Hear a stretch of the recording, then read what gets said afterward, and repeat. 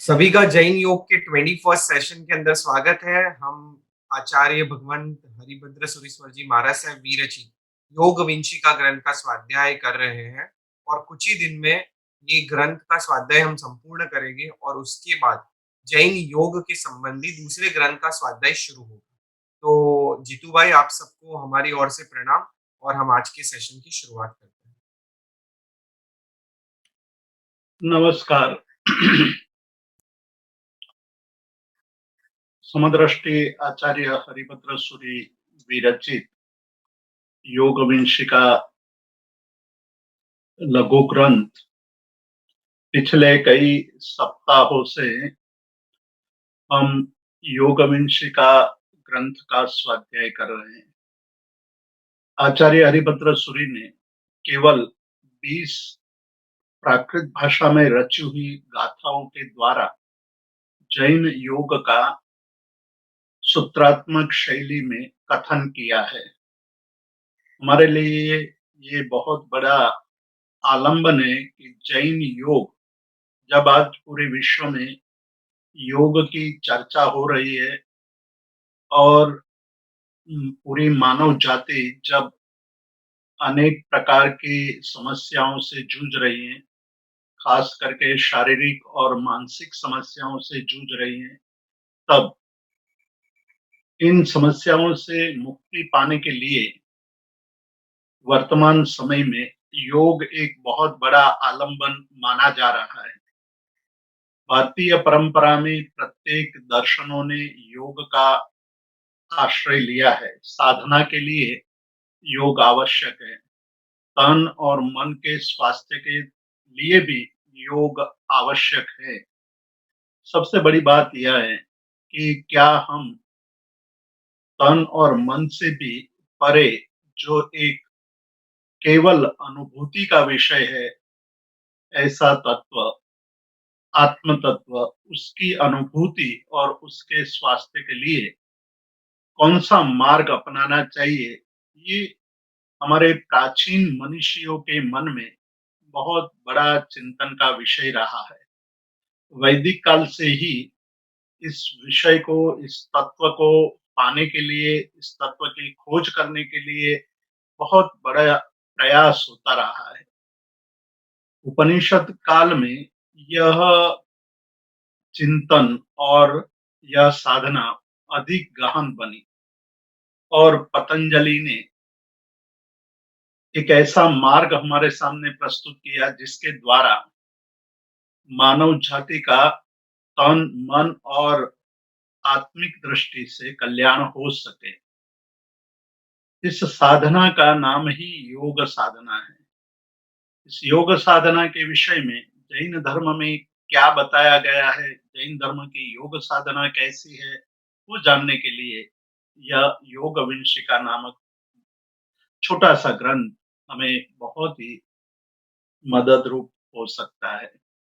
हमने करीब 17 गाथा का स्वाध्याय संपूर्ण किया है। आज हम 18वीं गाथा का स्वाध्याय, जो पिछले सप्ताह हमने प्रारंभ किया था, वहां से आगे चलेंगे। आचार्य हरिभद्र सूरी ने योग के लक्षण की चर्चा करते हुए यह कहा कि मोक्षेण योजनात् योगः, जिन क्रियाओं के द्वारा हमारा, मतलब स्वयं का, आत्मा का मोक्ष के साथ संयोग हो सकता है, वो सारी क्रियाएं योग स्वरूप है। इसका विस्तार यदि हम करते हैं तो योग का विस्तार बहुत बड़ा हो सकता है। केवल यम, नियम, आसन, प्राणायाम, प्रत्याहार, धारणा और ध्यान तक सीमित न रहते हुए उससे भी अधिक आगे यह जैन योग का विस्तार हमें देखने को मिलता है। खास करके आचार्य हरिभद्र सूरी स्वयं यह कहते हैं कि यह कोई भी क्रिया यदि समझ पूर्वक, जागृति पूर्वक, जैना पूर्वक होती है, तो वो सारी क्रियाएं, मतलब खाने की क्रिया भी, सोने की क्रिया भी, चलने की क्रिया, बोलने की क्रिया, सारी क्रियाएं योग स्वरूप बन सकती है। ये सुविधा केवल जैन धर्म ने दी है कि आपकी कोई भी क्रिया चाहे वो खाने की या अन्य कोई भी क्रिया योग स्वरूप बन सकती है। आवश्यकता केवल जागृति की है। यदि हम जग कर सारी क्रिया करते हैं, सभान अवस्था में, जिसको अ, जैन धर्म में जैना कहा है। जैना पूर्वक हमारी जो क्रियाएँ होती हैं, वो सारी क्रियाएँ योग के दायरे में आ जाती हैं। तथापि इतना कहने से कई प्रकार के भ्रम उत्पन्न होने की संभावना बनती है। भ्रम इस प्रकार का कि भाई मैंने तो भोजन किया अर्थात भोजन नहीं योग कर लिया। मैंने बोला तो मैंने योग कर लिया। इस प्रकार के योग का एक विकृत स्वरूप भी हमारे सामने आ सकता है। इसका समाधान करने के लिए आचार्य हरिभद्र सूरि ने पंचांग योग की हमें योग विंशिका में बात कही है। पंचांग योग के बारे में हमने काफी विस्तार से देखा है। स्थान यानी आसन, कोई एक आसन पर हमें सुखपूर्वक लंबे समय तक बैठ करके जो साधना हमें करनी है, वो साधना करने के लिए या आसन आवश्यक है। आसन का केवल आसन न कह करके स्थान का यहाँ विधान किया है। स्थान का विधान करके यह बात बतलाई कि आपको स्थान और स्थान में जो अनुकूल मुद्रा में बैठना, लंबे समय तक बैठना वो स्थान है। दूसरा अंग बताया गया है वो है ऊर्ण। ऊर्ण अर्थात वर्ण, वर्ण यानी शब्द, शब्द से सूत्र। तो जितने भी सूत्र हैं जो वितराग परमात्मा ने उपदेश देकर दिया था और गणधर भगवंतों ने उन उपदेश को सूत्र के रूप में संजोया। वो सारे सूत्र सूत्र को भी यहाँ आलंबन के रूप में लिया है कि सूत्र शुद्ध होना चाहिए। सूत्र उनकी जो आरोह अवरोह आदि बात कही गई है उसके अनुसार ही सूत्र का पठन पाठन होना चाहिए, सूत्र बोलना चाहिए, सूत्र का स्वाध्याय होना चाहिए। ये दूसरी बात कही कि सूत्र में किसी प्रकार की अशुद्धि नहीं आनी चाहिए। सूत्र शुद्ध रूप से बोलना चाहिए, शुद्धि पूर्वक बोलना चाहिए, जिससे अर्थ के साथ अनुसंधान हो सकता है। इसीलिए तीसरे अंग के रूप में आ, हमें अर्थ का विधान किया है। मतलब सूत्र जब हम बोलते हैं तो सूत्र के साथ साथ हमें अर्थ का भी अनुसंधान करना चाहिए। यानी जब हम कोई एक सूत्र बोलते हैं, मान लो नवकार मंत्र का पहला पद बोलते हैं नमो अरिहंतानम, तो नमो यानी नमस्कार करता हूँ या नमस्कार हो, इसे भाव मन में तुरंत आना चाहिए। अरिहंताणम, अरिहंतों को मतलब अरिहंत जो शास्त्र में जिसका विधान किया गया है कि एक ऐसे परम पवित्र पुरुष जिनकी आत्मा केवल और केवल कल्याण के मार्ग में लोगों के कल्याण करने की भावना से देशना आदि देते हैं और चार घाती कर्म का क्षय कर लिया है और अ, एक बहुत ही पुण्य प्रगट प्रभावी ऐसे एक महान आत्मा क्यों आत्माओं को मैं नमस्कार कर रहा हूँ। आचार्य हरिभद्र सूरि अपने एक अन्य ग्रंथ में जहाँ भी उन्होंने वहां भी उन्होंने योग के कई विचार प्रस्तुत किए हैं, गंभीरता से प्रस्तुत किए हैं। वो ग्रंथ हैं ललित विस्तरा। ललित विस्तरा में यह कहा है और आज भी हम देखेंगे कि हमारे भावों का क्या महत्व है। इस भाव के महत्व की बात ही आज बहुत ही महत्वपूर्ण है कि हम किस भाव से क्रिया करते हैं और भाव यदि हमारा विशुद्ध है और विशुद्ध भाव से यदि हम क्रिया करते हैं तो हमारी क्रिया अधिक फलवती बन सकती है।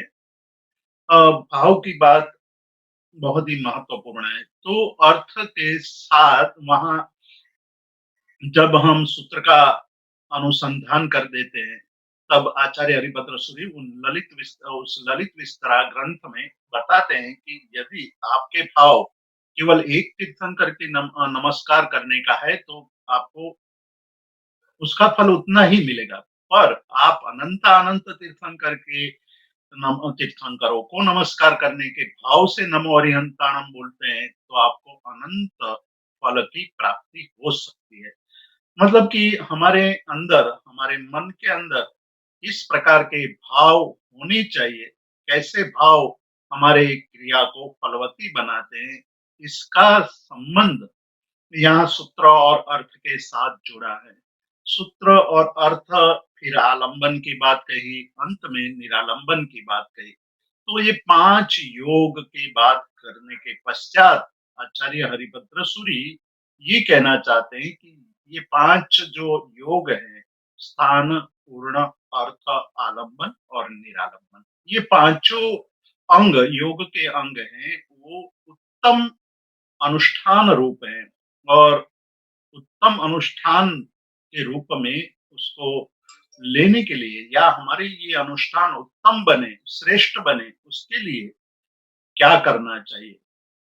बताते हैं कि एयं च पी भत्ता आम भत्तागमानुगम तह असंगयाच्युतम नेयम चौव्रीहि हम खलु एसो चरणो हवई जोगो।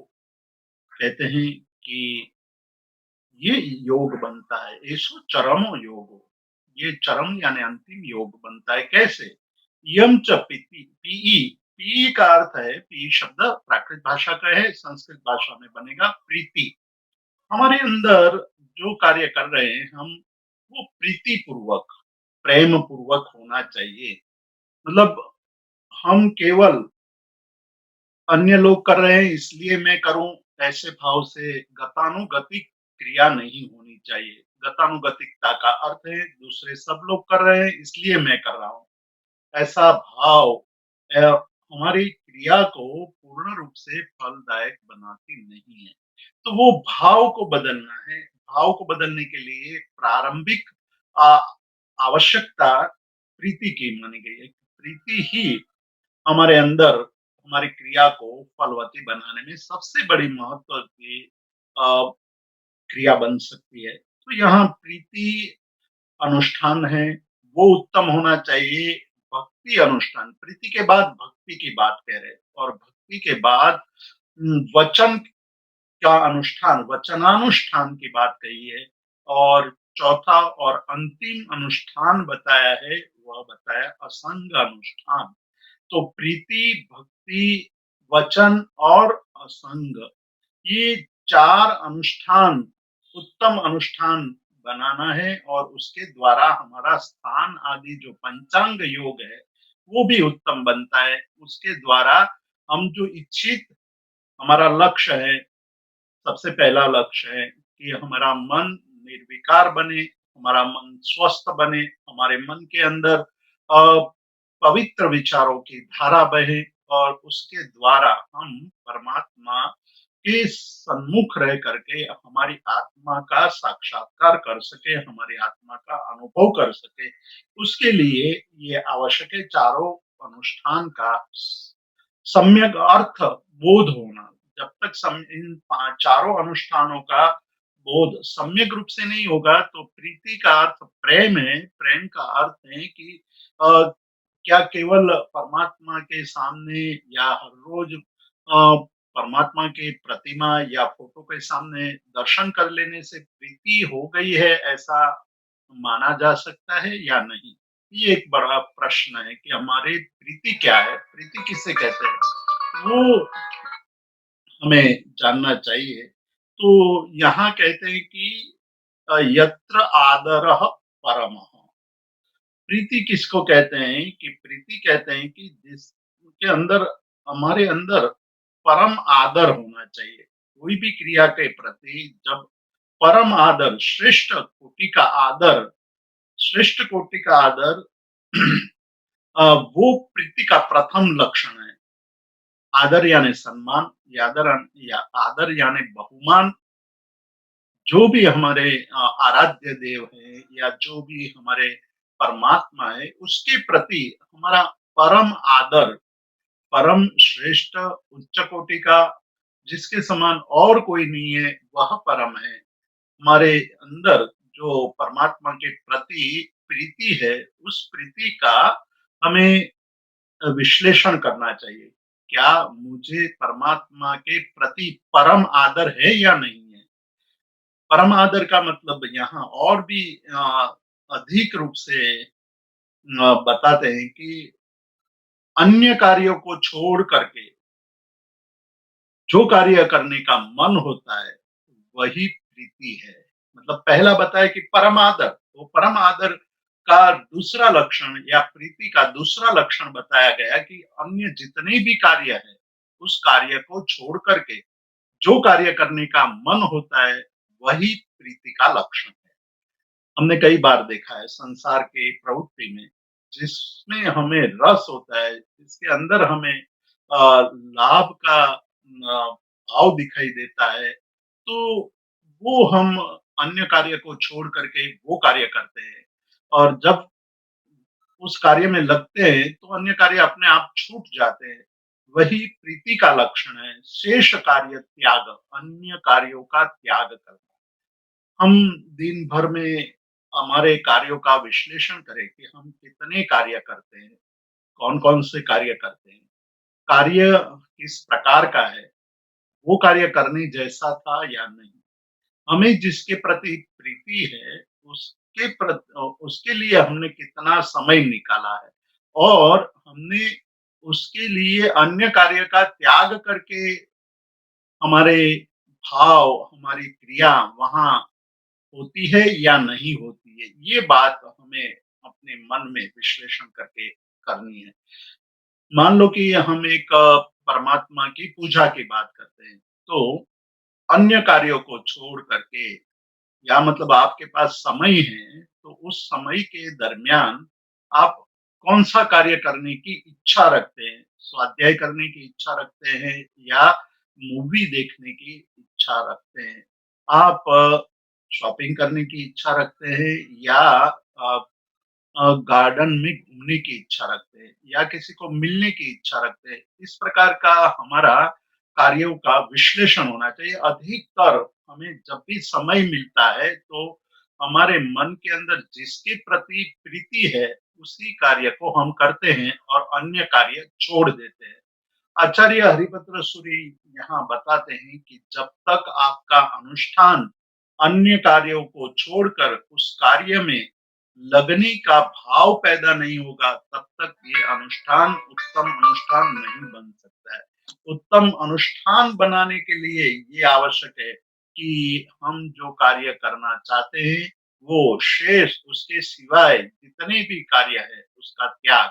अर्थात हम हर रोज जब भक्ति करते हैं तो अन्य सारे काम छूट जाने चाहिए। हमारे जो पूजा का विधान बताया है, उस पूजा के विधान में इस बात को अंदर समाविष्ट कर दिया है। उन्होंने पहली बात ये कही कि जब हम मंदिर में प्रवेश करते हैं, तो प्रवेश करते समय हम 3 बार निस्सिहि, निस्सिहि, निस्सिहि बोलते हैं। निस्सिहि का मतलब है त्याग करता हूँ। त्याग करने का मतलब है कि मैं जब यहाँ परमात्मा के मंदिर में प्रवेश कर रहा हूँ, तब संसार के अन्य सभी शेष बाकी बचे हुए इसके अलावा जितने भी कार्य हैं, वो सारे कार्यों का मैं त्याग कर रहा हूँ। मतलब अब मैं और कोई कार्य नहीं करूँगा और किसी कार्य में मेरा मन लगेगा नहीं। केवल और केवल परमात्मा के संबंधित जितने कार्य हैं, मतलब प्रक्षाल करना, धूप करना, दीप करना, स्वाध्याय मतलब स्तुति बोलना, स्तवन करना, चैत्य वंदन करना आदि-आदि। मतलब अग्र पूजा, अंग पूजा, भाव पूजा के अलावा अब मैं कोई कार्य नहीं करूँगा। ये मन में भाव आना चाहिए, तब हमारी प्रीति प्रीति बनी मानी जाएगी। अन्यथा हम केवल एक द्रव्य से, भाव से नहीं, द्रव्य से क्रिया कर रहे हैं और अणुओ ओगो दब्बम, ये आगम का वचन है। ये आगम के इस वचन का अर्थ होता है कि आप जो क्रिया कर रहे हैं वो अनुपयोग मतलब उसमें उपयोग नहीं है, उसमें भाव नहीं जुड़े हैं, तो वो क्रिया द्रव्यात्मक क्रिया है, मतलब बाह्य रूप से क्रिया कर रहे हैं, लेकिन आंतरिक रूप से उसका कोई लाभ नहीं मिलेगा। आंतरिक रूप से लाभ पाने के लिए हमें द्रव्य क्रिया में से निकल करके भाव क्रिया तक पहुँचना है। तो निस्सी ही जब हम बोलते हैं तो उसका बड़ा सांकेतिक अर्थ है कि मैं अब बाकी रहे सारे कार्यों को, संसार के सभी कार्यों को छोड़ करके केवल और केवल परमात्मा के संबंधित जो कार्य है उसी में संलग्न रहूंगा, उसके अलावा और किसी में मैं मेरे मन को भी नहीं जाने दूंगा। तो ये बात हमारी जब बनती है तब परमात्मा के साथ हमारा संबंध जुड़ता है। संबंध जुड़ना मतलब हम परमात्मा के साथ एक ऐसा नाता जोड़ते हैं जो नाता बहुत ही महत्वपूर्ण है। हमारे सांसारिक जितने भी नाते हैं, उसका भी यहाँ चिंतन करना चाहिए। हम जितने संबंध बनाते हैं संसार में, मित्रों के साथ, सगे और संबंधियों के साथ, स्वजनों और परिजनों के साथ जो संबंध बनाते हैं, उस संबंध की विवक्षा करनी चाहिए कि हमारे संबंध कैसे हैं। अधिकतर हमारे संबंध बनते हैं और बिगड़ते हैं। मतलब आदि भी है, अंत भी है। मतलब संसार के सभी संबंध आदि और अंत वाले हैं। जिसकी आदि होती है तो संयोग होता है तो अच्छा लगता है, हमें आनंद होता है। लेकिन जब वो संबंध टूटता है, जब संबंध में दीरार पड़ती है, दरारें आने लगती है, तो दरार आने से फिर दुखी होते हैं या वियोग हो जाता है, संबंध संपूर्ण रूप से टूटता है, तभी दुखी होते हैं। तो वो अधिकतर हमारे संबंध, सांसारिक संबंध तो ऐसे ही है जिसकी आदि भी है, अंत है। तो इस संबंध को सादी शांत संबंध कहा है कि जिसकी आदि है और जिसका अंत भी है। ऐसे संबंध से हमें दुख होता है, क्षणिक सुख होता है किंतु दुख अधिक होता है। दूसरा एक संबंध है अनादि अनंत, जिसकी आदि भी नहीं है और जिसका अंत भी नहीं होने वाला है, ऐसा संबंध। ऐसे संबंध संसार में किसी एक व्यक्ति के लिए संभवित नहीं है। जिसकी आदि भी ना हो और अंत ना हो, मतलब अनंत काल तक जिसका संबंध जुड़ा रहे, ऐसा संबंध संसार में किसी एक व्यक्ति के साथ जो बनता नहीं है। इसलिए इस संबंध की चर्चा नहीं करेंगे। तीसरे प्रकार का एक संबंध है जिसकी आदि नहीं है लेकिन अंत है। ऐसे भी संबंध बहुत ही रेयर है कि जिसकी आदि नहीं है लेकिन अंत है, ऐसे संबंध नहीं। एक संबंध ऐसा है जिसका आदि है लेकिन अंत नहीं है, सादि अनंत।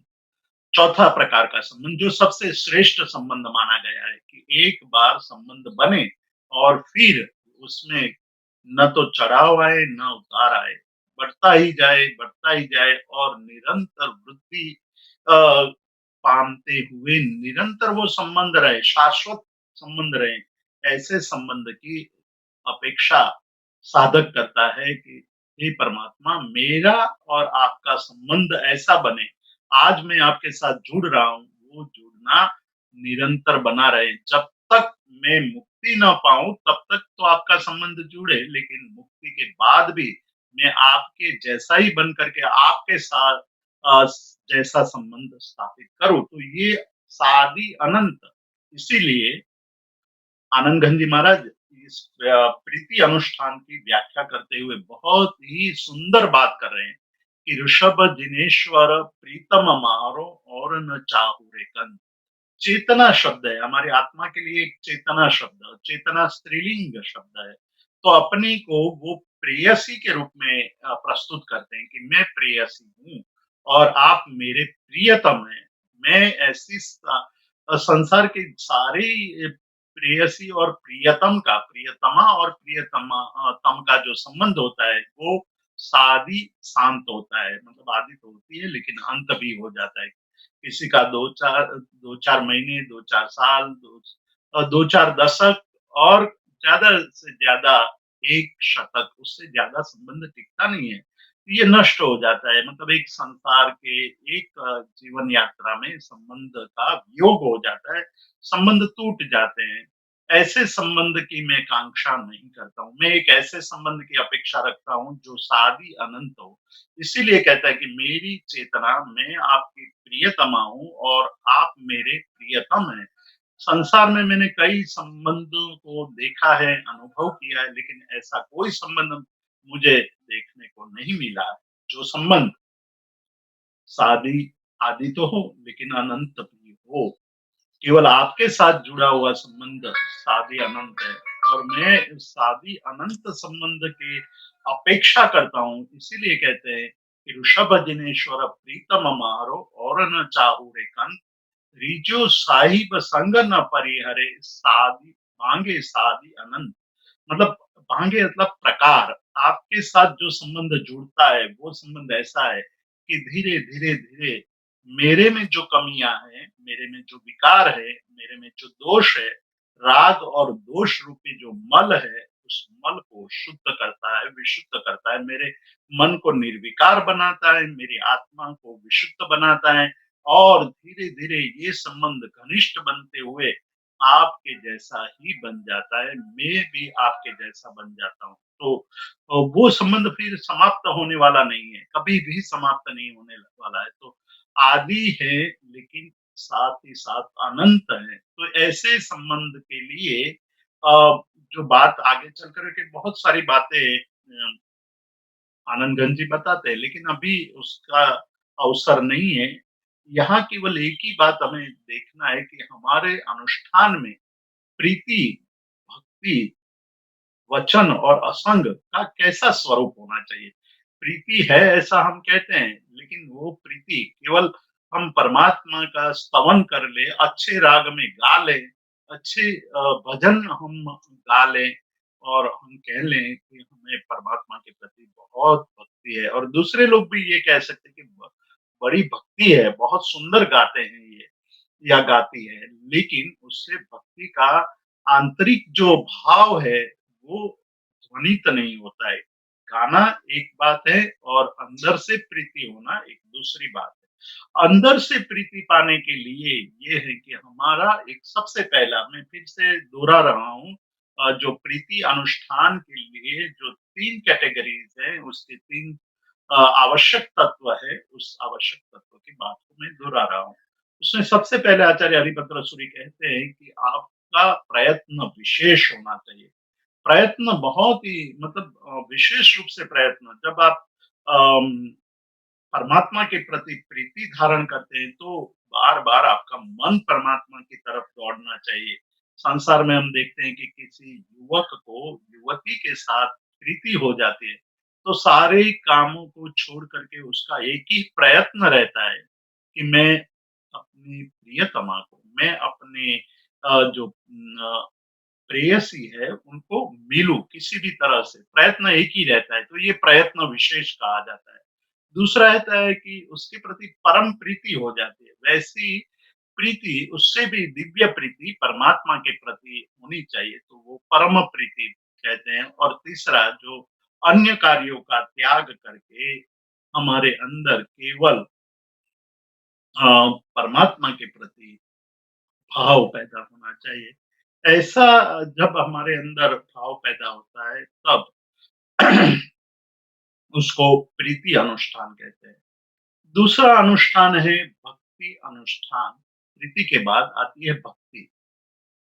अब प्रीति जिस प्रकार से प्रयत्न विशेष होता है, जिसमें परम आदर है और जिसमें अन्य कार्यों को छोड़ करके हमारे आराध्य के प्रति अ, समर्पित भाव है। ये तीनों क्वालिटीज़, ये तीनों गुण भक्ति अनुष्ठान में भी वैसा ही रहेगा। मतलब प्रीति और भक्ति के बाह्य स्वरूप में कोई अंतर नहीं है। प्रीति अनुष्ठान जैसा है वैसा ही भक्ति अनुष्ठान है। भक्ति अनुष्ठान में भी प्रयत्न विशेष है, भक्ति अनुष्ठान में भी परम आदर है और भक्ति अनुष्ठान में भी शेष कार्यों का त्याग करके आराध्य के प्रति हमारे परम आदर या उसके प्रति हमारा कार्य का विधान होता है। ये समान है, लेकिन अंतर कहाँ पड़ता है? यहाँ 2 बात बताई कि प्रीति भी होनी चाहिए, भक्ति भी होनी चाहिए। सामान्य रूप से हम ये अ, विभाग नहीं करते हैं कि प्रीति और भक्ति में क्या अंतर है, वो हमें समझना चाहिए। बाह्य रूप से समान है, बाह्य रूप से जो भक्ति करते हैं वो प्रीति के स्वरूप ही होती है। तो प्रीति और भक्ति के बाह्य स्वरूप में कोई अंतर नहीं है। पूज्य के प्रति, आराध्य के प्रति, हमारे जो पूजनीय के प्रति हमारा भाव होता है, वो प्रीति वाला भी होता है। पर अब बता रहे कि भक्ति अनुष्ठान में क्या अंतर पड़ता है? क्या कौन-सा नया तत्व उसमें जुड़ता है, जिसके कारण हम ये कह सकते हैं कि इसमें भक्ति अनुष्ठान भी है। तो यहाँ कहते हैं कि हमारी जो बुद्धि है, वो विशुद्ध होने लगे। बुद्धि, हमारे विचार, हमारी कार्य करने की प्रवृत्ति, वो सारे विशुद्ध होने लगे। तो विशुद्धि पूर्वक का अनुष्ठान है, वो भक्ति अनुष्ठान है। विशुद्धि पूर्वक की प्रीति अनुष्ठान ही भक्ति अनुष्ठान कहलाता है। विशुद्धि क्या होगी? मतलब इसमें कोई स्वार्थ नहीं है, इसमें कोई ऐसी भावना नहीं है कि मैं उनके साथ प्रीति कर रहा हूँ, तो मुझे कुछ मिलेगा। अब केवल एक ही बात है कि मैं और मेरे जो आराध्य हैं, उसके बीच में अभेद संबंध पैदा हो जाए। मैं अभेद भाव प्राप्त कर लूँ, ऐसा एक भाव जब आदरणीय है, जिसके प्रति हमारे जिसके प्रति हमारा आदर है, जिसके प्रति हम पूजनीय भाव धारण करते हैं, इसके प्रति हमारी बुद्धि में एक विशेष प्रकार का भाव पैदा होता है, जो प्रीति अनुष्ठान में नहीं है। प्रीति अनुष्ठान में बाह्य क्रियाएँ दिखाई देती है, लेकिन आंतरिक क्रियाएँ नहीं दिखाई देती है। यहाँ एक बहुत ही सुंदर दृष्टांत देते हैं कि आप एक तरफ एक पत्नी है और दूसरी तरफ माता है। पत्नी के लिए भी आप सभी चीज़ ला कर के उनको देते हैं। मतलब पत्नी को आप वस्त्र, पात्र, धन आदि सब कुछ देते हैं प्रीति के वश। प्रीति है, उनकी बर्थडे है या उसके कोई विशेष प्रसंग है या आप खुश हो जाते हैं तो कुछ न कुछ ला कर के देते हैं। ये सारी क्रियाएँ माता के लिए भी करते हैं हम। एक तरफ पत्नी है, दूसरी तरफ माता है। माता को भी हम ये सब देते हैं कि माता ने मेरे लिए मेरे ऊपर जो उपकार किया है, उस उपकार का मैं बदला तो नहीं चुका सकता हूँ, लेकिन मेरा कर्तव्य है कि मैं उनके लिए सब कुछ लाऊँ। लेकिन अब कहते हैं आचार्य हरिभद्र सूरि कि दोनों को ला कर के देने के क्रिया तो समान दिखाई देती है। मतलब ऐसा भी हो सकता है कि अ, दोनों के लिए साड़ी लाए हैं, लेकिन दोनों के लिए साड़ी लाने के भाव अंदर अलग-अलग है। एक के प्रति भक्ति है, दूसरे के प्रति प्रीति है। तो अंदर के भाव प्रीति और भक्ति के स्वरूप को बदल देते हैं। भक्ति से माता के लिए लाता है और प्रीति से पत्नी के लिए लाता है। तो ये 2 जो भाव है, उस भाव में अंतर ये हुआ कि पत्नी के प्रति जो प्रीति है, वो स्वार्थाधीन है, स्वार्थ से ग्रसित है। माता के प्रति जो भक्ति प्रीति है, वो निस्वार्थ है। उनके मन को शांति, उनकी खुशी को देख कर के खुशी होती है। इस प्रकार से विशुद्ध हमारी जो क्रिया होती है, वो विशुद्ध क्रिया होने लगती है, तो वो भक्ति का स्वरूप धारण कर लेती है। तो भक्त जो होता है, भगवान के प्रति जब समर्पित हो जाता है, तो कोई चीज़ माँगता नहीं है। वो ये नहीं कहता है कि भगवान मुझे अमुक लाख रुपया दे दो या अमुक अरबों-खरबों रुपया दे दो या मुझे संपत्ति मिले या सत्ता मिले या प्रतिष्ठा मिले, ऐसी कोई आकांक्षा लेकर के भक्त परमात्मा के पास नहीं जाता है। केवल परमात्मा के प्रति संपूर्ण समर्पित भाव, विशिष्ट प्रीति के अनुष्ठान के अंदर जब विशुद्धता आ जाती है, भक्ति ऐसी भक्ति का स्वरूप वो धारण कर लेती है, तो विशेष अंदर से प्रीति का भाव बढ़ता जाता है और वही भक्ति का भाव है। तो प्रीति अनुष्ठान की जो पराकाष्ठा है, वो भक्ति अनुष्ठान बनता है। तो ये भक्ति अनुष्ठान का ये जो अर्थ दिया है, बहुत ही महत्वपूर्ण है और ये ऐसी प्रीति में से भक्ति में प्रवेश कैसे हो सकता है? हम प्रीति को गहन बना करके भक्ति के स्वरूप को कैसे पा सकते हैं, उसके लिए यहाँ आचार्य हरिभद्र सूरी एक बात कहते हैं कि आपके अंदर एक भाव पैदा होना चाहिए और वो भाव पैदा करता है उपदेश। जब आप अधिक से अधिक उपदेश सुनते हैं और आपके अंदर जब अ, धर्म गुरु या गुरुओं के बातों को सुनते रहते हैं, तो वही प्रीति भक्ति में परिवर्तित होती है। तो ये जो बात कही है वो अ, अच्छा हमने आनंद घन जी महाराज इस प्रीति अनुष्ठान को जब भक्ति के स्वरूप में देखते हैं, तब आगे चलते हुए कहते हैं कि धर्म जिनेश्वर गाँव रंगसु भंगम परशो हो प्रीत जिनेश्वर बीजो मन मंदिर आणु नहीं ये हम कुलर री तरे। मतलब कहते हैं कि मेरे मन के अंदर अब मैं दूसरे को स्थान नहीं दे पाऊंगा, अब केवल आप ही आप हैं।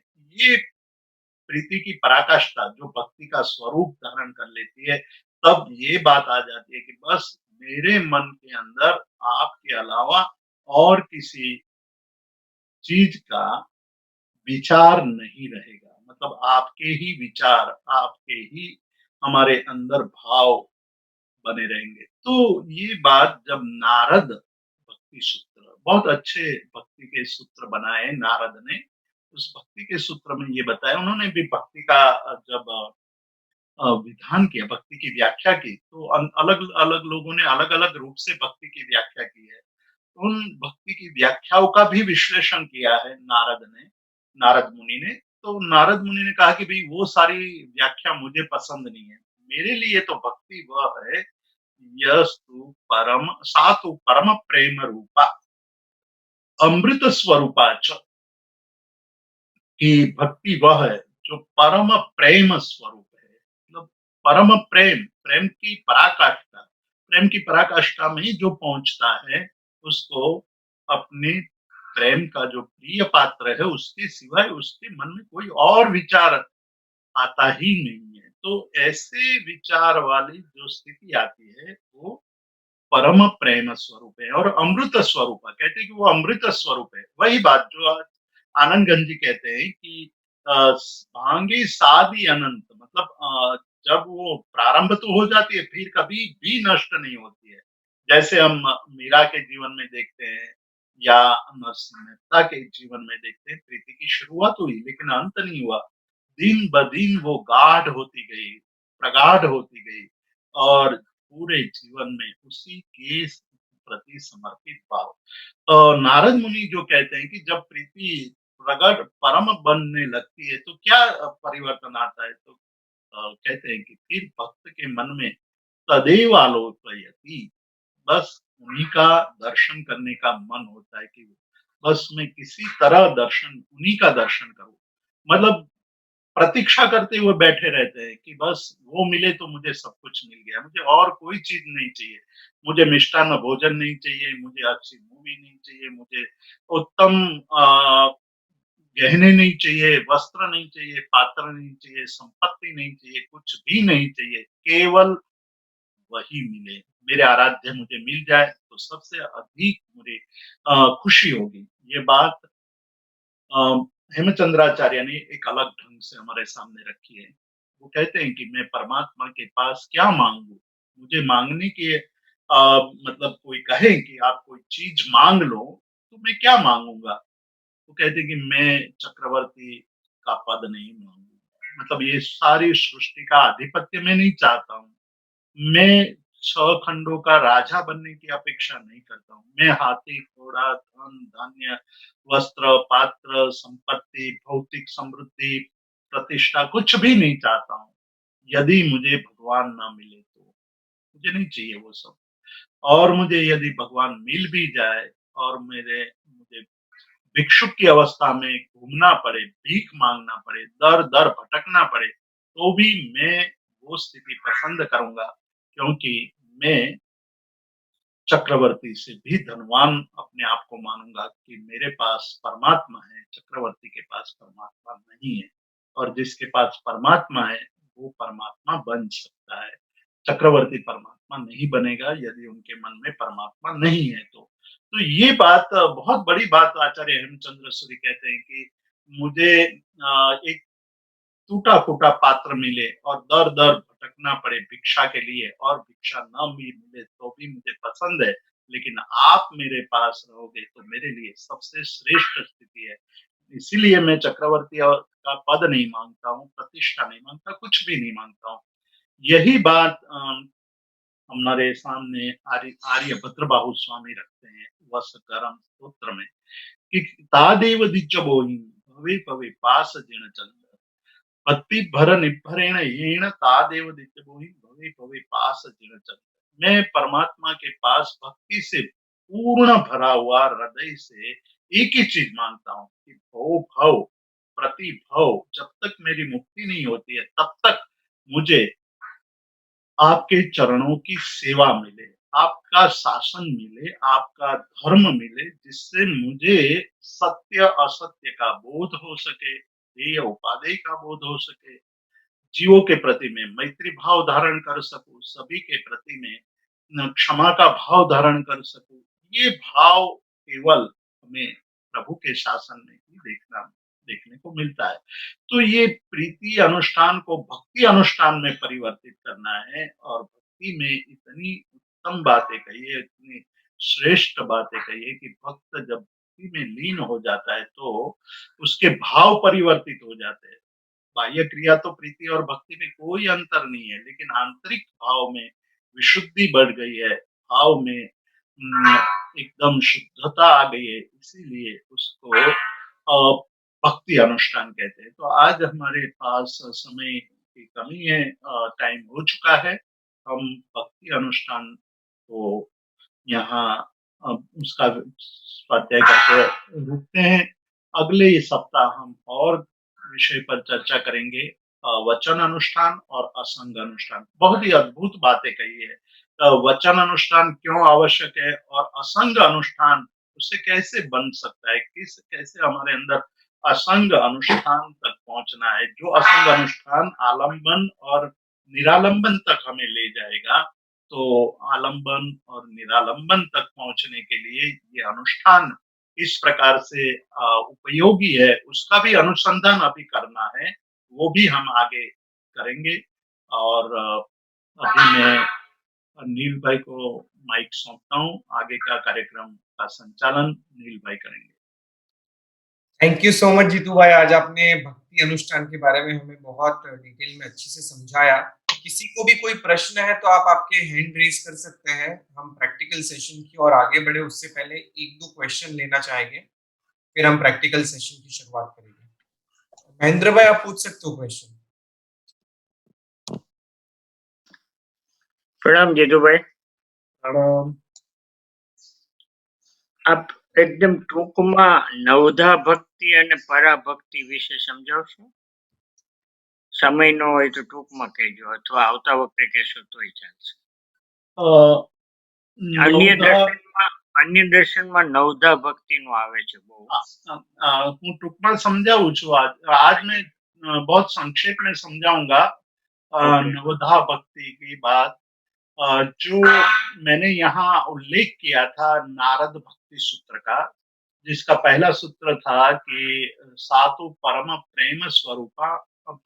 प्रेम रूपा अमृत स्वरूपा च, और उन्होंने इस भक्ति की व्याख्या करते हुए बहुत बातें कही है। और अन्य भक्ति की जो व्याख्याएं हैं कि उसकी कथा करना भी भक्ति है, उसके पूजा करना भक्ति है, उनके गुण गाना भक्ति है। तो वो भक्ति के विभिन्न स्वरूपों में से नारद मुनि ने केवल और केवल परम प्रेम स्वरूप को ही भक्ति बताया कि परम प्रेम, अत्यंत प्रेम भाव अंदर प्रकट होना चाहिए। उसको कैसे हम प्रस्तुत कर सकते हैं, ये हमारी जो भक्ति है उसको किस प्रकार से हम अनुभव भी कर सकते हैं और प्रकट भी कर सकते हैं। तो उसके नव धा धा मतलब प्रकार, 9 प्रकार के उसके भक्ति के 9 प्रकार है। उसमें एक है मतलब कांतावत, मतलब पत्नी की तरह भक्ति करना, जैसे हमने यहाँ देखा आनंद घन जी का स्तवन कि भाई खुद को पत्नी बने, मतलब प्रेयसी बने और भगवान को प्रियतम बनाया। तो ऐसे भाव से जो भक्ति होती है वो कांता सदृश है। और फिर मतलब जैसे हम देखते हैं कि कृष्ण और सुदामा की जो, मतलब सुदामा की जो भक्ति थी, सख्य सख्य की मतलब है उनके मित्र बन करके, परमात्मा के मित्र मित्र की तरह उनकी भक्ति करना, वो सख्य भक्ति है। तो इस प्रकार से 9 प्रकार की भक्ति की है। और उसका थोड़ा विचार विस्तार से हम अगली बार करेंगे कि जिसमें 9 प्रकार कौन से हैं। अभी मैंने 2 प्रकार आपके सामने रखे, और भी वचन से भक्ति कर सकते हैं, पूजा से भक्ति कर सकते हैं, उसकी चर्चा अगली बार करेंगे। पर 9 प्रकार से हमारी भक्ति का प्रदर्शन हम कर सकते हैं, आचरण कर सकते हैं। बराबर। અને પરાભક્તિ? परा तो उत्तम भक्ति हो गई, श्रेष्ठ। ओके, थैंक यू, आभार। Thank you so much Jeetu भाई। अब हम योग सेशन में प्रैक्टिकल सेशंस की ओर आगे बढ़ेंगे और हम स्मिता जी कसूबा को इनवाइट करेंगे हमारे प्रैक्टिकल सेशन के लिए। स्मिता जी, आपका स्वागत है जैन योग के इस मंच के ऊपर। जय जिनेन्द्र, सबको मेरा प्रणाम। जीतू सर, बहुत बहुत धन्यवाद। आज हम आज सारे प्रैक्टिसेस सीटेड पोजीशन में ही करेंगे। सबसे निवेदन है कि थोड़ा अपने पेस, जैसे ही आप बैठे सोफे पे या चेयर पे, थोड़ा आगे की तरफ आ जाए, जिससे कि आपका बैक चेयर पे रेस्ट ना कर रहा हो। यस। अभी आपको ये मैच देखना है कि आपके जो दोनों पैरों के पंजे वो फ्लैट जमीन पे हो। इतना आपको आगे आना है कि आपके पैरों के पंजे दोनों फ्लैट हो जाएं जमीन पे, अगर आप कर सकते हो तो। Very nice. नाउ अभी ये हमारा ये जो बैठने का ये जो मैं बता रही हूँ, इससे हम कहते हैं समस्थिति में आना, सीटेड समस्थिति में आना, बैठे हुए पूरे बॉडी में एक बैलेंस लाना। तो ये बहुत छोटी छोटी चीजें हैं जिसको हम लोग को ध्यान रखना है। पहला ये कि पैरों के दोनों पंजे जमीन पे हो, अगर हो सके जमीन के नीचे अगर कारपेट है और या कंबल है तो वो बहुत अच्छा होगा। या अगर आप चप्पल भी पहने हुए हैं तो चलेगा आज के लिए, बिकॉज सारी प्रैक्टिसेस हमने बैठे ही करनी है।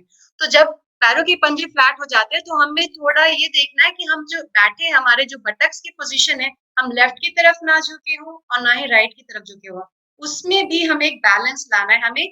तो उसके लिए सिर्फ आपको ये करना है कि थोड़े से अपने हिप्स को स्क्वीज करना है। जब हम लोग हिप्स को स्क्वीज करते हैं तो एक अलर्टनेस आ जाती है बेस में, हमारे बेस। तो वो उस स्क्वीज करने की अवस्था में आप धीरे धीरे जब आप रिलीज करेंगे हिप्स को, तो आपका बेस जो है, आपका बटक्स जो है, वो पूरी तरह से बैलेंस होकर के आप जिस भी चेयर पे हैं या सोफे पे वो आ जाएगा। आप एक बार और स्क्वीज कर सकते हैं। जब भी जैसे ही हम लोग स्क्वीज करते हैं, हम लोग थोड़े अलर्ट हो जाते हैं। जैसे हम लोग अलर्ट हो जाते हैं और जब रिलीज करते हैं तो हम वो एक समता की स्थिति में आ जाते हैं।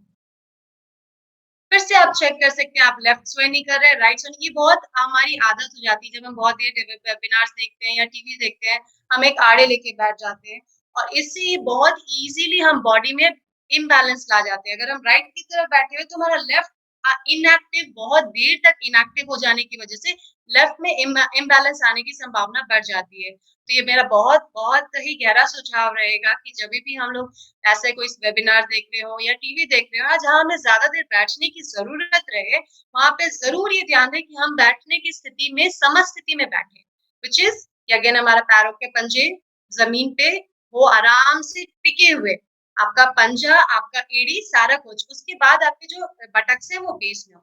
तो यहाँ से हम अपने अपने ऊपर की तरफ के अवेयरनेस में आएंगे। रीढ़ की हड्डी को थोड़ी सीधी करेंगे। थोड़ी सीधी करने का मतलब, जैसे कि मैंने बताया, आर्च नहीं करना है, बहुत तानना नहीं है, हल्की सीधी करनी है। जैसे ही हम हल्की सीधी करते हैं, हमें एक तरह का स्ट्रेच स्टमक में महसूस होता है, क्योंकि वो चेस्ट जो है वो ऐसे झुका हुआ नहीं होता है। तो चेस्ट थोड़ा ऊपर आ जाता है और एक स्टमक में स्ट्रेच महसूस होता है। जब ये स्टमक में स्ट्रेच महसूस होता है तब हम इजीली हम समझ जाते हैं कि हमारा बैक स्ट्रेट है। वो स्ट्रेट करने का यहाँ मतलब ये बिल्कुल नहीं है कि हम तान के बैठ सकते, नहीं, वो भी एक इम्बैलेंस लाएगा, क्योंकि वो डेफिनेटली आपको पेन लाएगा। तो इस सिंपल स्थिति जो एस कर्वेचर है स्पाइन का, उसको मेंटेन करते हुए नाउ शोल्डर्स पे आएंगे। शोल्डर्स ऐसे रोल नहीं हो, इस तरह से नहीं हो, स्लाइडली इसको पुश करना है जिससे कि वो स्ट्रेट एक लाइन में बनी रहे। बस आपको अगर बहुत देर प्रैक्टिस करते करते अगर आपको बहुत दर्द भी हो रहा है तो आप रेस्ट भी कर सकते हैं। अगर आपको अनईजी लग रहा है आप रेस्ट भी कर सकते हैं, बट एक श्योर रहे में एक ध्यान रहे कि शोल्डर रोल ना रहे, क्योंकि यहाँ से चेस्ट की स्थिति हमारी यहाँ से शुरू होती है। जब हम लोग ब्रीदिंग लेते हैं तो ब्रेथ का जो प्रभाव है पूरी चेस्ट की तरफ बढ़ता है, तो कहीं भी अगर हम रोल करके रखते हैं तो इसका रुक जाता है, जो ब्रेथ जो एयर जो है वो हमारे चेस्ट में जो जा रहा है उसमें कहीं ना कहीं अवरोध आ जाता है। तो इसलिए हमें चेस्ट को भी ओपन रखने के लिए शोल्डर्स को सीधा रखना है। अब ये रखने के बाद हम कई बार देखते हैं कि जब हम लोग ऐसे ऐसे तो आ जाते हैं, लेकिन हम ऐसे अपने चिन को आगे की तरफ करके बैठे रहते हैं। बाकी सारी स्थिति सही है बट चिन आगे की तरफ है, तो इस स्थिति को भी हमें सही करना है। हमें यहाँ पे इसको चिन टक कहते हैं। स्लाइटली चिन को पीछे, ये नेक को जो है वो रीढ़ की हड्डी के समांतर लाना है यहाँ, क्योंकि हमारा रीढ़ का हड्डी यहाँ से शुरू होता है, तो ये इस तरह की स्थिति में ना हो, इसके लिए थोड़ा सा हम लोग नेक को पुश करेंगे पीछे। शुरुआत में हर चीज थोड़ी सी अनईजी लगेगी क्योंकि ये हम लोग आदत नहीं है करने की, कई लोगों की होगी भी, बट नहीं, जिनको नहीं है वो अनईजी लगेगी, बट ये सही है। जो सही है उसको हम लोग प्रैक्टिस करेंगे और इसको अपने रेगुलर लाइफ में उतारेंगे। सो स्लाइटली नेक को पीछे लेंगे, तो इससे हमारा नेक जो कंप्लीटली रीढ़ की हड्डी है from the top to the base, वो एक नेचुरल कर्वेचर जो उसकी है उसको प्राप्त कर लेती। ये स्थिति को समस्थिति कहते हैं। अब इस स्थिति में आने के बाद अगर हम अपने ब्रेथ पे फोकस करें तो ध्यान में जाना बहुत इजी हो जाता है। तो ये और यही हमारा आलम में सबसे पहले हमने स्थान का ले लिया, अपना ये कर लिया, उसके बाद हम कनेक्ट कर सकते हैं इजीली अपने ब्रेथ से। तो अगर हो सके जितनी देर इसी स्थिति में बैठे रहें, और जैसे कि मैं हमेशा से बताती आई हूँ कि हमारा ब्रेथ अवेयरनेस इमीडिएटली अगर लाना है तो जस्ट अपने जोर से ब्लो करें और अपने ब्रेथ को जैसे एक्सेल करते हैं तुरंत फील कर सकते हैं अपने इंडेक्स फिंगर पे। तो आप अपने इंडेक्स फिंगर को अपने नोस्ट्रल्स के छेद के नीचे लाएं और एक बार एक्सेल करें। जैसे आप लॉन्ग एक्सेल करते हैं आपका स्टमक भी एक्टिवेट हो जाता है। सो एक सिंपल इनहेल करें और एक लॉन्ग एक्सेल करें। जब आप लंबा छोड़ रहे हैं आपका स्टमक एक्टिवेट हो जाता है। अगर स्टमक एक्टिवेट हो गया तो आप समझ जाइए कि आप ब्रेथ को पे ध्यान बहुत अच्छे से दे सकते हैं। अब यहाँ से हाथ आप जो है वो आप कहीं और रखने की बजाय सिर्फ उसको अपने थाइस पे रख लीजिए। अब हाथ को, उंगलियों को आप नीचे रख सकते हैं और जस्ट मैं चाहती हूँ कि आप सिर्फ नेचुरल ब्रीदिंग अवेयरनेस लेते रहे, जैसे कि जस्ट मन में ये भाव है कि आप ब्रीदिंग ले रहे हैं और ब्रीदिंग छोड़ रहे हैं। जो चल रही है, ये प्रक्रिया चल रही है, आप उस पर सिर्फ फोकस कर रहे हैं और एक थॉट पिला रहे हैं कि आप ब्रीदिंग कर रहे हैं, ब्रीदिंग इन कर रहे हैं और ब्रीदिंग आउट कर रहे हैं। टेक्निकल वर्ड में इनहेलेशंस और एक्सहेलेशंस। यहाँ पे आप किसी भी अलग तरह का अपने अपने छाती को नहीं लाया, चेस्ट को नहीं एक्सपैंड कर रहे, स्टमक को नहीं, आप सिर्फ अवेयर हैं। फर्स्ट स्टेप पे हमें सिर्फ अवेयरनेस लानी है कि हम ब्रीदिंग इन कर रहे हैं एंड ब्रीदिंग आउट। मेरे साथ 3 बार और करेंगे। Breathing in, breathing out, breathing in, breathing out, breathing in, breathing out. Very good. Very nice. So now you can relax. But even though you're relaxing, you're using your hands to move here or touch your face, but you're still breathing in and out, right? वो कभी ये जो प्रक्रिया है रुकती नहीं है। तो अगर हम एक कुछ करना है, उसके लिए हाथ उठाया, कुछ कर लिया, उसके बाद से वो जो भी करना है वो जैसे ही खत्म होता है तो वापस से अपने माइंड को डायरेक्ट कर सकते हैं हमारे ब्रीदिंग इन और ब्रीदिंग आउट करने में।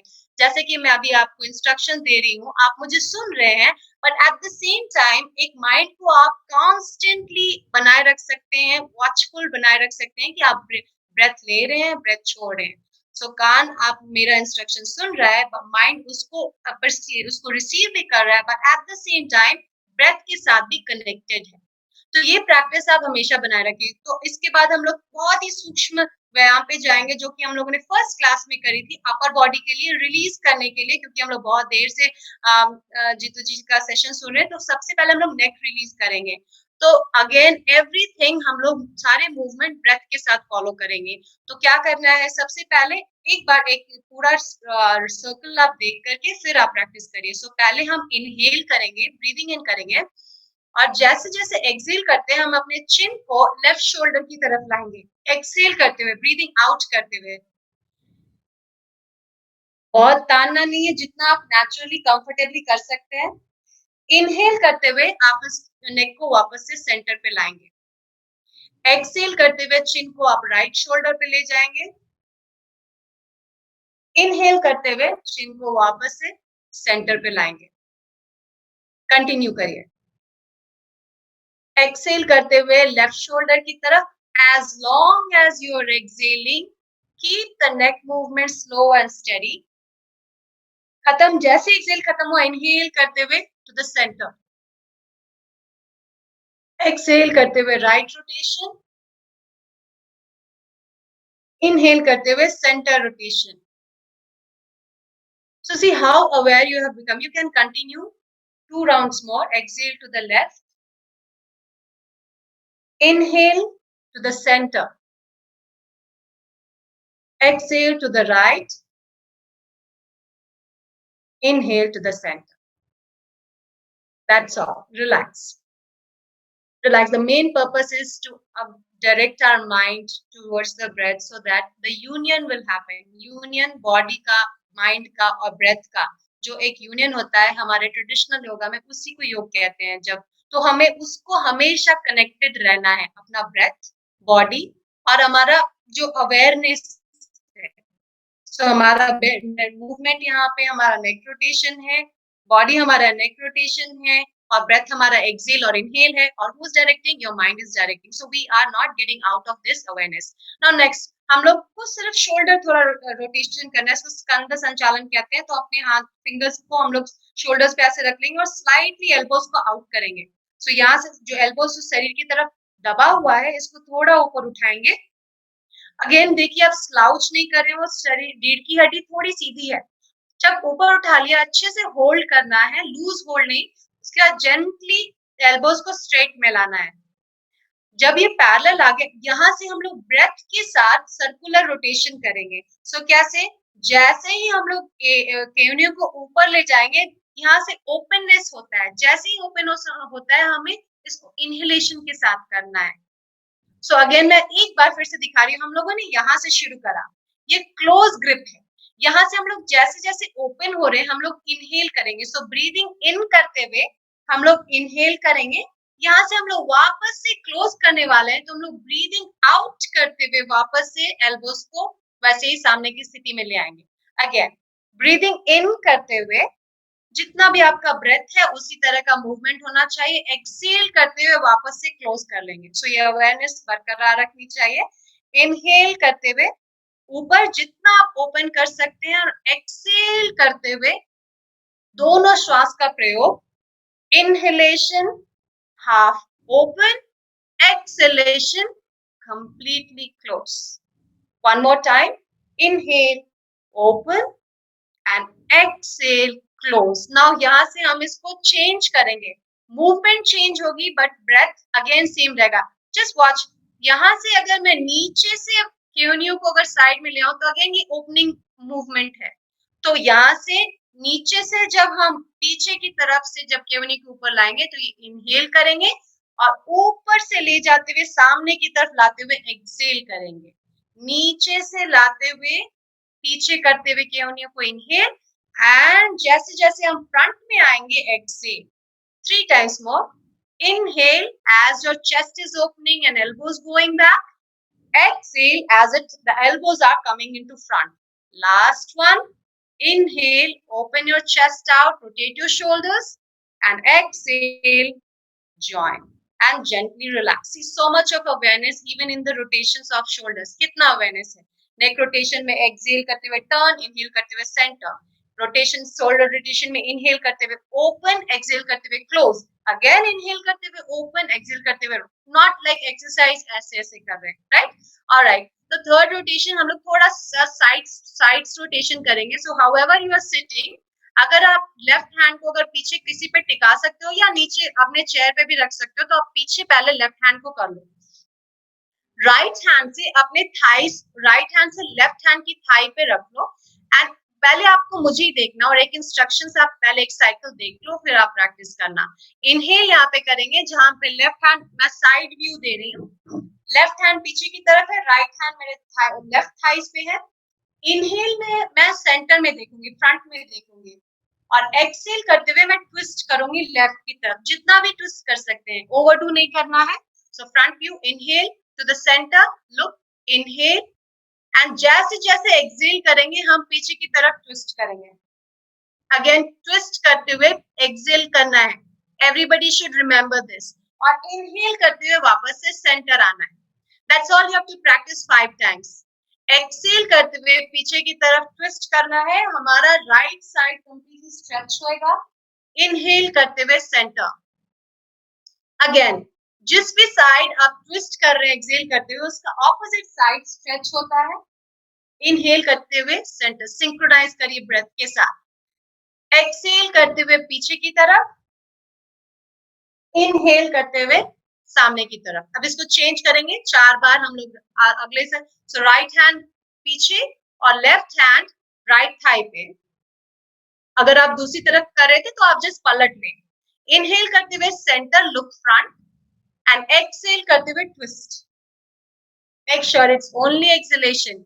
And inhale करते हुए come back to the center. Exhale, look back. As long as you're exhaling, keep moving back. And as long as you're inhaling, take your time to return to the center. 2 times more. Exhale, move behind. Inhale to the center. Last time. Exhale, twist yourself back. And then inhale, come back to the center. Right. So in this the same practice हम लोग standing भी कर सकते हैं, but आज हम लोग seated करेंगे. Now we will come back to again our breathing exercises, which is the most important one, because चित्त की वृत्तियों को शांत करना है, तो हम लोग सिर्फ शरीर पे रख के प्रैक्टिस करके कुछ नहीं कर सकते. शरीर एक पहला हमारा माध्यम है. सेकंड, उसको जब हम लोग कंट्रोल में ले आते हैं तो हमें ज्यादा देर बैठने में दर्द नहीं महसूस होता है. इसीलिए हम लोग सबसे पहले शरीर पे आते हैं. ट्रेडिशनल योगा में आसन प्राणायाम के पहले आता है, तो इसकी वजह यही है. ना अभी हम लोग ब्रीदिंग एक्सरसाइजेस करेंगे. Why I am calling it exercises is because यहाँ पे जैसे कि हम ब्रीदिंग इन कर रहे हैं और ब्रीदिंग आउट कर रहे हैं, लेकिन एक सर्टेन सेकेंड्स और काउंट तक हम लोग इनहेल कर रहे हैं, हम लोग ऐसे नहीं कर रहे हैं. तो let me count your inhalation and exhalation. So for example, as long as I'm counting 1, 2, you keep inhaling, and then as soon as I start counting 1, 2, 3, you start exhaling. So इसका मतलब है कि हम लोग 2 seconds तक inhale करेंगे और 3 seconds तक exhale करेंगे. Now ये exercise हो गया, breathing exercises. So again समस्थिति, seated समस्थिति में आ जाएंगे. हमें make sure कि तो किसी भी तरफ से झुके हुए नहीं है, shoulders relax है, रीढ़ की हड्डी straight है, और आप स्क्रीन की तरफ देख सकते हैं. Okay, so first normal breathing जो कि counted नहीं है. So inhale and normal exhale. Again inhale, last one, and normal exhale. Now as soon as I count, keep inhaling 1, 2, exhale 1, 2, 3, inhale 1, 2, exhale 1, 2, 3, inhale 1, 2, exhale 1, 2, 3, inhale 1, 2, exhale 1, 2, 3, inhale 1, 2, exhale 1, 2, 3, and stop. Natural breathings.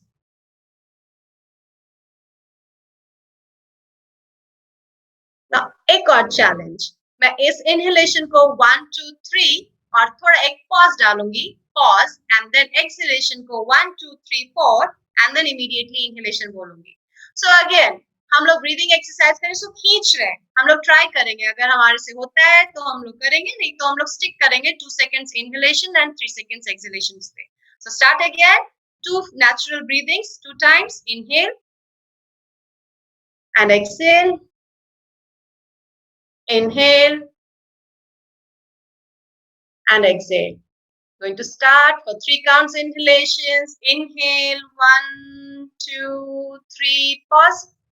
Exhale, 1, 2, 3, 4. Inhale, 1, 2, 3, pause.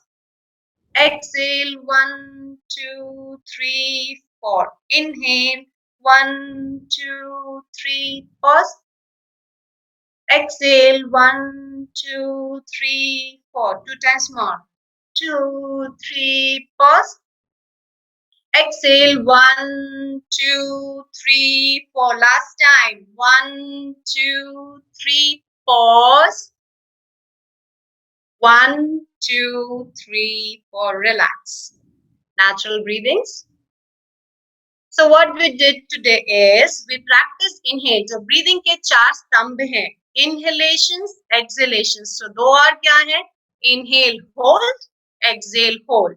So हमारे आज के breathing practices में हमने inhale hold की practice करी. ऐसा कहा जाता है जब हमारे जो भी ब्रेथ है उसको अगर हम ज्यादा देर होल्ड करने लगे तो उस होल्ड की स्थिति में हमारा कनेक्शन किसी भी चीज के साथ बना है, अगर वो आपका ऑब्जेक्ट ऑफ फोकस हो या परमात्मा है या कोई विचार है, उस पे उस होल्ड की स्थिति में आप उस पे ज्यादा बहुत ज्यादा गहरा कनेक्ट बना के रख सकते हैं बिकॉज वहां पे कुछ नहीं रहता है. Inhale, Excel. ऑलराइट, सो ऐसे ही हम लोग बहुत सारे प्रैक्टिसेस करते रहेंगे आगे के सेशंस में. होप आप सबको ये पसंद आया. आप ये सारे हम वीडियो है जैसे ही सेशन खत्म होता है हम 1 या 2 दिन के अंदर अपलोड कर देते हैं. आप लोग चाहे उसको डाउनलोड कर लें और प्लीज उसकी प्रैक्टिसेस करें. जितनी ज्यादा आप लोग रेगुलर प्रैक्टिसेस करेंगे हमारा उसके नेक्स्ट लेवल में जाना और इजी हो जाएगा. सो इसी के साथ थैंक यू सो मच. नील जी, आपको मैं आमंत्रित करती हूँ. जय Jinendra. Thank you so much Smita ji for such a wonderful practical session. Definitely बहुत अच्छा सेशन था और डेफिनेटली हमें चित्त की समाधि तक पहुंचने के लिए हेल्पफुल होगा. तो इसी के साथ हम आज के सेशन को विराम देंगे और जगत के सभी जीवों का कल्याण हो. जगत के सभी जीव हमारे मित्र हैं, कोई भी मेरा वैरी नहीं. इस भावना के साथ प्रार्थना. अणु परमाणु शिव बनी जाओ, अखा विश्व मंगल खाओ, सर्वे जीवो मोक्षे जाओ. कामे मी सर्व जीवे सब्बे जीवा खमन्तु में, मित्ति में सर्व भूवेषु वैरम वज्जन के नहीं. सर्वथा सौ सुखी थाओ, पाप न कोई आचरो, राग द्वेष थी मुक्त बनी में, समता सौ समाचरो.